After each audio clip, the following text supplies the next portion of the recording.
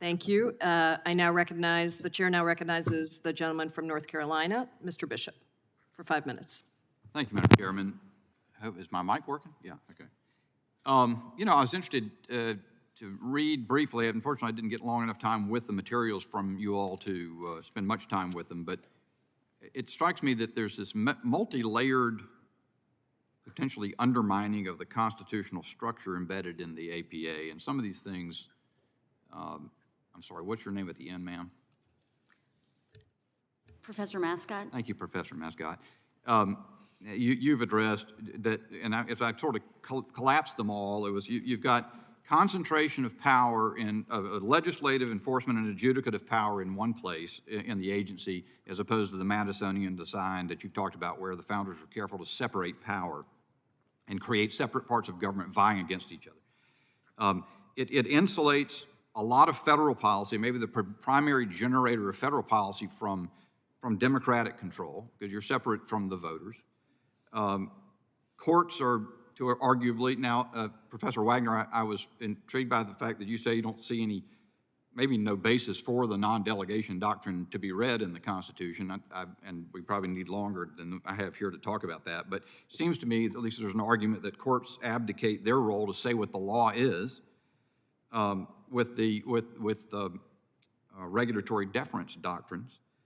We've seen it, and I think people probably think of more examples, but presidents increasingly resort to the form of regulatory rulemaking and order issuing mechanisms to ascribe a patina of legitimacy to the most egregious abuses of power. And the example would be the OSHA vax mandate, at least the Fifth Circuit's view of that. Professor Michaels, I know you've taken a different view in Time magazine, I understand. Or before that, a sort of a recalcitrant President Biden ordering an eviction moratorium extension after the Supreme Court had said it couldn't be done. And then, you go even beyond that to this issue of the fact that if that isn't all bad enough, much agency action now is by informal guidance that isn't even subject to the procedural protections of the APA in making rules, or even in the adjudicative processes. And all of that's very troubling to me. I applaud the fact that we're looking at this, but the other thing that's very striking to me as a relative newcomer here is that sort of the main thrust, as I perceive it, of what the majority's questions have been, what the majority's witnesses have said, is that they want to go further in the sense of being careful to advance some and maybe suppress others in the regulatory input process in order to achieve some notion of justice. Those ideas seem to me, without having had an opportunity, Representative Jayapal, to study your bill yet, to raise questions about First Amendment rights of speech and petitioning the government. So all that's troubling to me. And then I came in with them. I was listening to Mr. Gates, and then someone sent me this, and I don't know if it's Professor Patterson or Ms. Patterson. Forgive me, I don't have the witness list in front of me, but I was handed something that was from your appearance at the Racial Capitalism Designs for Energy Transition and the Green New Deal at the Rhode Island School of Design.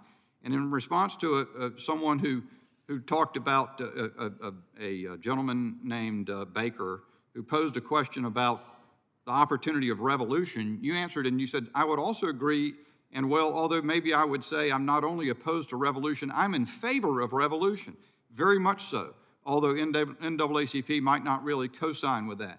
And I do believe in order for us to truly have liberation, or for us to truly have human rights and so forth, the system isn't going to allow for it fully.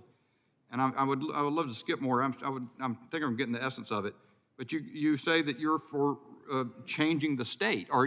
And so let me leave my time, I think, to you, Ms. Patterson, or Professor Patterson, if that's correct. Pardon me for that. Are you a revolutionary? Do you believe we should dispose of the American state as it is constituted? When I say this, when you say dispose of the American state, I'm not sure how to interpret that, but I definitely believe that our system was designed for there to be winners and losers. I believe that it was predicated on this notion of really what we've seen in terms of so much of the power going to people who are seeking profit. And I believe that in order for us to truly have liberty and justice for all, we have to change a system that does have so many so many pathways for profiteers to thrive, and so little pathways for justice to prevail for frontline communities. The time of the I gentleman absolutely has agree. expired. I now recognize the gentlelady from Pennsylvania, Ms. Scanlon, for 5 minutes.